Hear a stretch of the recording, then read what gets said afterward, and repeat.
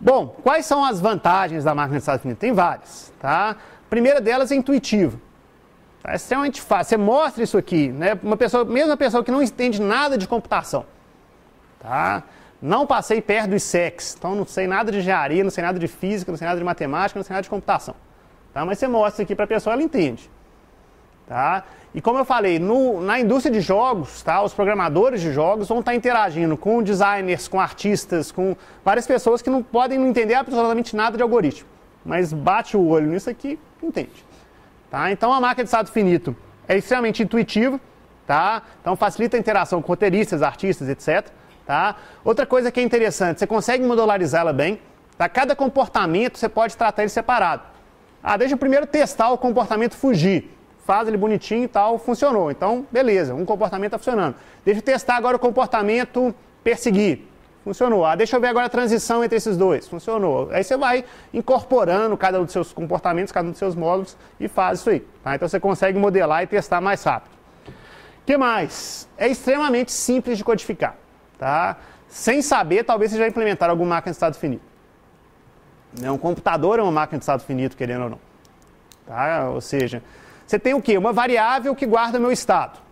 Né? Então você tem lá, o estado é 0, 1, 2, 3. Pode até dar nome para elas. Tá? Estado correndo, estado fugindo, etc, etc, etc. Tá? No game loop, de acordo com o estado corrente, tá? Você faz um comportamento. Então você tem um switch lá, é um if. Se meu estado é foge, movimenta o personagem desse jeito. Se meu estado é persegue, movimenta o personagem desse jeito. Se meu estado é fica parado, não movimenta o personagem. Ou seja, um if que faz as condições, ou seja, para cada estado ele faz alguma ação, faz algum comportamento. Tá? E além disso, eu tenho uma sequência de estados para mudar os estados. Ou tem uma tabela lá, um lookup table que fala, se acontecer tal condição, o estado muda para tal. Se acontecer tal condição, o estado muda para tal. E assim por diante. Então, ou seja, é extremamente simples de codificar, tá? Muito fácil. Tá? Você consegue também, se você quiser, coordenar múltiplas máquinas de estado finito de forma separada, tá? Troca mensagem entre elas. Então, de repente, você quer que todos os fantasmas mudem. Se um fantasma, de repente, achar alguma coisa, você quer que os outros fantasmas mudem. Você pode mandar uma mensagem e, a partir dessa mensagem, os outros fantasmas mudam de comportamento. Tá? Então, você pode comunicar essas máquinas de estado finito e fazer isso e etc. Tá? Outra coisa interessante, tá mais para frente, tá?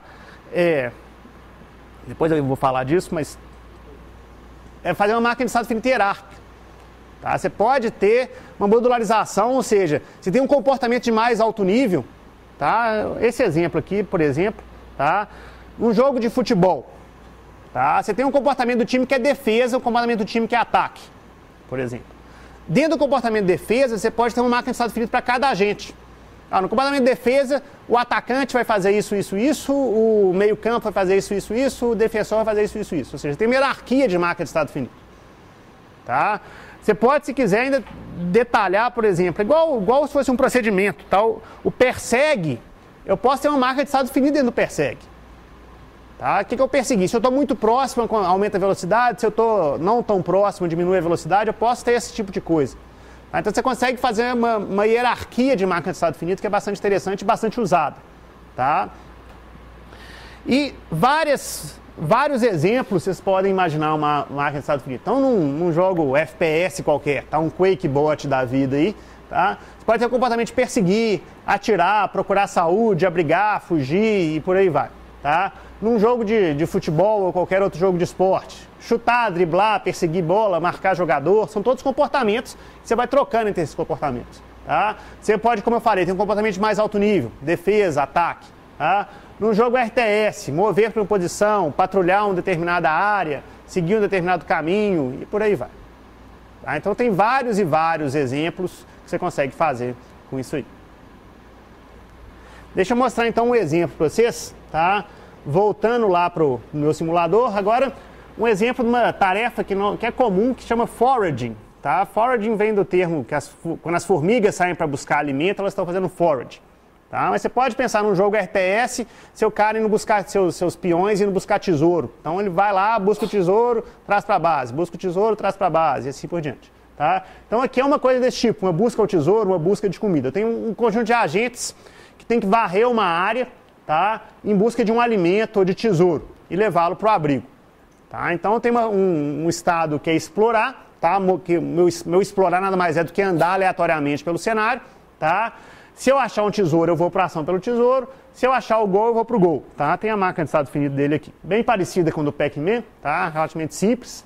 Tenho lá o movimento aleatório. Se eu achei um tesouro, eu vou buscar o tesouro. Tá? Pode acontecer de dois agentes acharem o tesouro ao mesmo tempo, os dois vão. Tá? Quem chegar por último não vai mais encontrar o tesouro. Tá? Então, tem ali do busca do tesouro. Se o tesouro não está lá, eu volto para o movimento aleatório. Tá? Se eu peguei o tesouro, né, eu vou para o estado leva para o gol. E na minha aplicação, o cara não perde o tesouro no meio do caminho, não. Então, do leva para o gol, a única saída é, chegou no gol, deixei o tesouro lá, volto para o movimento aleatório. Tá? Então, nota que os comportamentos aqui vão só falar para onde que eles têm que mover. Eu vou estar usando a técnica de campo potencial, que eu mostrei para vocês na aula de ontem. Tá? No estado movimento aleatório, ele vai ser atraído por um ponto aleatório qualquer no ambiente. Tá? No estado busca tesouro, ele vai estar sendo atraído pelo tesouro. No estado leva para o gol, ele vai estar sendo atraído pelo gol. Então, a única coisa que basicamente que eu mudo no meu comportamento aqui, nesse caso, é o para onde ele está sendo atraído. Tá? E vocês vão ver que uma coisa simples assim já gera um comportamento inteligente. Tá? Então tá aqui o meu cenário, eu tenho 5 agentes aqui. Tá? Agora vocês estão enxergando. Tá? 5 agentes, cada um com sua área de percepção em volta dele aqui, esse pontilhado. As pepitas de ouro aqui, meu tesouro, estão marcados de amarelinho. Tá? E o gol é esse X aqui, onde é que eles têm que levar essa pepita de ouro. Tá? A cor do agente vai indicar o estado dele. Então, se eu não me engano, cinza buscando, movimento aleatório. Tá? Vermelho é buscando o tesouro e preto é levando o tesouro para o gol. Então, cada um dos 3 estados. Tá? Então, nota que eu começo aqui. Tá? Então, cada um que acha já fica vermelho. Agora, aí, achou, então 5 no estado leva para o gol. Tá? Ficou lento, mas tá bom que dá para ver direitinho. Deixou o gol lá, vira cinza. Mas ali ele já virou cinza e já ficou vermelho, porque tinha um pertinho. Tá? Achou lá, foi e buscou. Achou aqui, cada um vai achando e vai buscando. Tá? Então, estão aleatórios ali andando. Daqui a pouco ele vai encontrar a pepita ali, achou, ficou vermelho, foi para lá. Mesma coisa o outro. Achou, foi. Deixa eu acelerar um pouquinho aqui que está lento demais.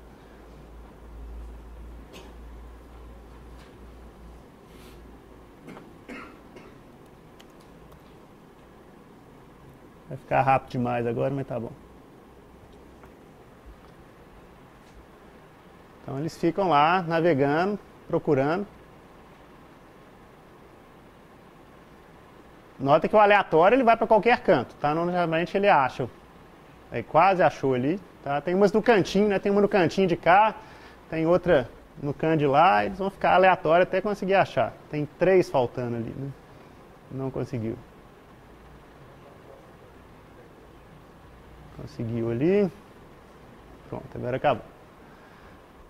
Tá, eu não paro, ele fica andando para sempre aí, procurando as coisas, mas não tem mais nada, então eles vão ficar nesse estado aí para sempre. Tá?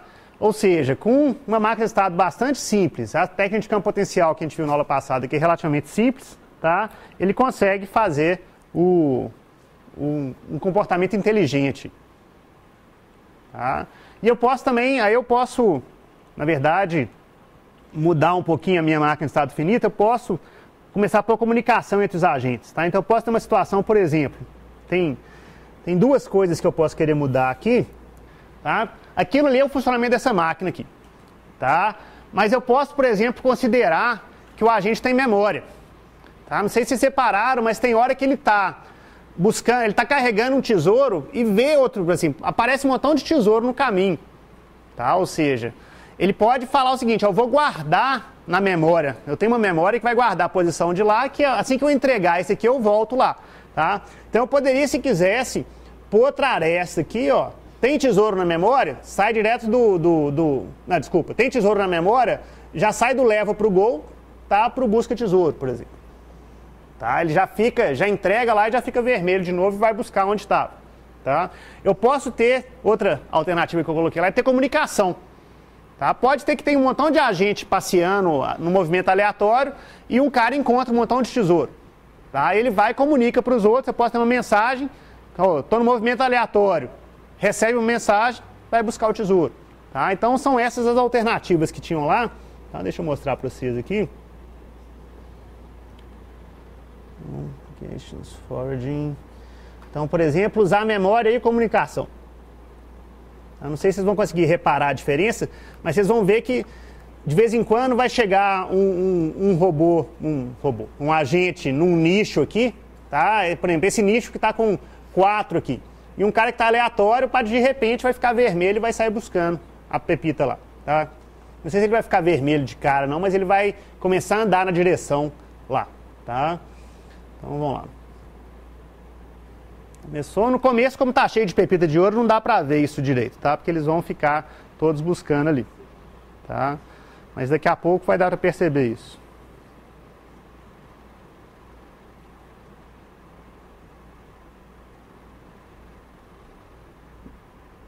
Quando alguém achar o nicho ali de cima, vocês vão ver que todo mundo vai para lá. Ó. Achou, aí já foi a galera toda buscar lá. Quando ele está fazendo um movimento, acaba de fazer o movimento dele e ele vai buscar para lá. Não é tão imediato assim não, tá? Mas funciona.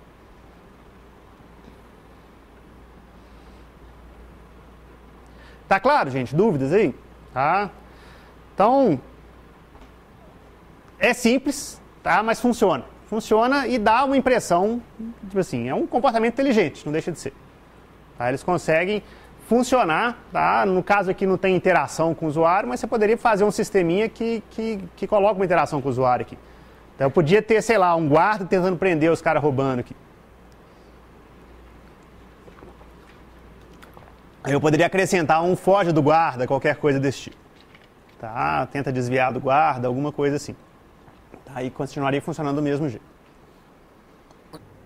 Bom, como eu falei, tem algumas extensões, tá? As mais comuns são usar a hierarquia. Tá? Então, na máquina de estado finito, você tem, como eu falei, um estado que pode ser composto de vários outros estados, ou seja, você decompõe um estado em mais de um estado, tá? E trabalha de forma hierárquica, que pode ajudar bastante. Tá? E outra coisa que é bastante interessante é o que a gente chama de máquina de estado não determinística. Tá? Onde você vai começar a pôr imprevisibilidade nas transições, tá?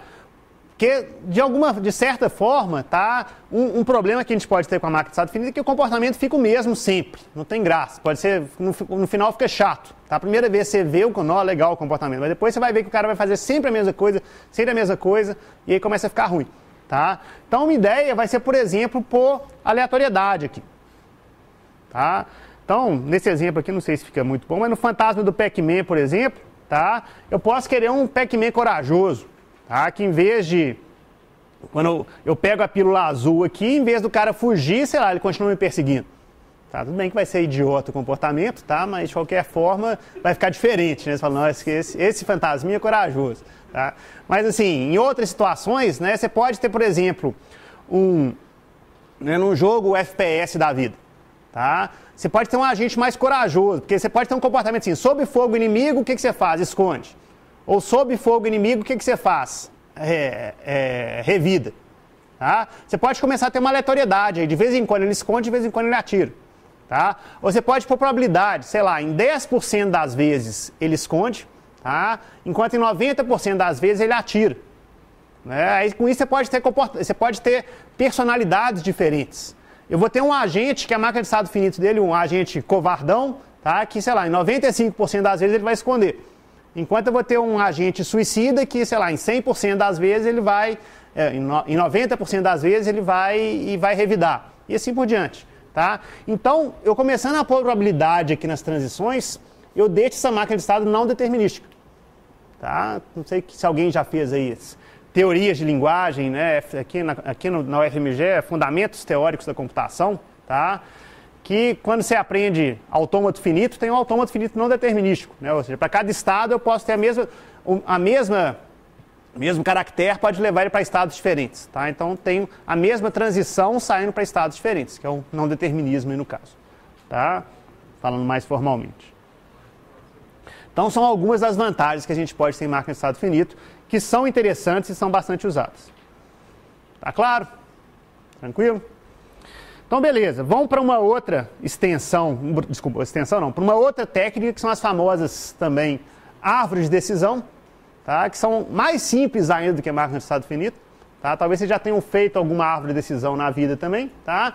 E a ideia é simplesmente codificar o conhecimento em uma árvore no quais os nós internos são decisões que ele tem que fazer, tá? E as folhas da minha árvore são as ações que o agente vai ter que fazer. Tá? Então, é um tipo de um sistema especialista, daqui a pouco nós vamos falar o que é um sistema especialista, mas esse tipo de sistema ficou muito utilizado, ficou clássico na década de 80, 70 e 80, tá? Com vários sistemas, por exemplo, um sistema de diagnóstico médico. Tá? Você vai lá, primeiro diagnóstico, o cara está com febre de mais de 39 graus. Tá? Aí você desce para um lado, sim ou não? Sim, aí ele vai para cá. Tá? Sei lá, ele está com dor no corpo? Sim ou não? Sim, desce para lá. Tá? Sei lá, ele está muito cansado, sim ou não? Sim. Aí, resultado, está com dengue. Tá? E por aí vai. Você vai fazendo um montão de perguntas sobre o estado corrente do seu agente, tá? E com o fim você tem um diagnóstico, no nosso caso aqui vai ter uma ação. Tá?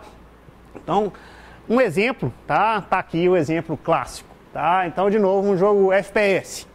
Tá? Tô tomando tiro? Sim ou não? Sim. Tá? É uma arma ou uma granada? É uma arma. Então você tem que dar um strafe para você escapar. Tá? Senão você tem que pular para você escapar. Tá? Então de amarelinho ali estão as ações possíveis. Tá? Na verdade, falta pintar aqui de amarelo. Opa. On the fly aqui.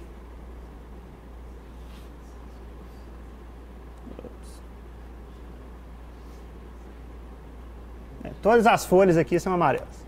Tá? Então, o inimigo, aí o outro ali, eu estou tomando tiro? Não. Tá? Aí vai para o lado de cá da árvore. O inimigo está ao alcance? Sim. Então, mira e atira. Tá? Não. Você pode encontrar algum? Sim. Então vai atrás dele. Não. Vai buscar mais munição. Por aí vai. Tá?